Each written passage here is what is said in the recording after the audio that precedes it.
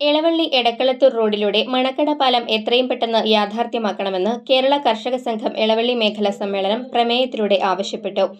എളവള്ളി പഞ്ചായത്ത് കിഴക്കൻ മേഖലയിലുള്ളവർക്ക് യാത്ര ചെയ്യുന്നതിനും കാർഷികോൽപ്പന്നങ്ങളും യന്ത്രസാമഗ്രികളും മറ്റും സുഗമമായി കൊണ്ടുവരുന്നതിനുമായാണ് ആവശ്യം. ജില്ലാ കമ്മിറ്റി അംഗം വി ഗംഗാധരൻ ഉദ്ഘാടനം ചെയ്തു. MR രജിതൻ അധ്യക്ഷത വഹിച്ചു. സെക്രട്ടറി TN ലെനിൻ റിപ്പോർട്ട് അവതരണം നടത്തി.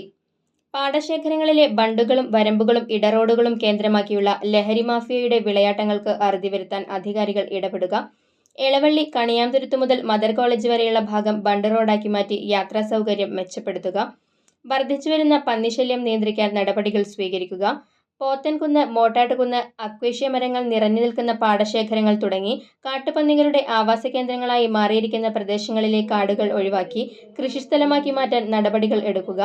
വെള്ളം പമ്പ് ചെയ്യുന്നതിന് സാഹചര്യമില്ലാത്തതിനാൽ കൃഷി ഇറക്കാതെ തരിശിട്ടിരിക്കുന്ന കുറ്റിക്കാട് പാടശേഖരത്തിലെ കർഷകരുടെ പ്രശ്നങ്ങൾ അടിയന്തരമായി പരിഹരിച്ച് കൃഷി ഇറക്കാനാവശ്യമായ നടപടികൾ സ്വീകരിക്കുക എന്നീ വിഷയങ്ങളും സമ്മേളനം പ്രമേയങ്ങളിലൂടെ അവതരിപ്പിച്ചു.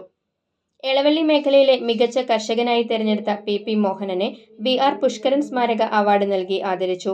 Sreekumar Wagah, PA Shine, CK Mohanan, TN Latheesh, Leena Sreekumar തുടങ്ങിയവർ സംസാരിച്ചു. ഭാരവാഹികളായി MR Rajithan, TN Lenin, PP Mohanan എന്നിവരെ തെരഞ്ഞെടുത്തു.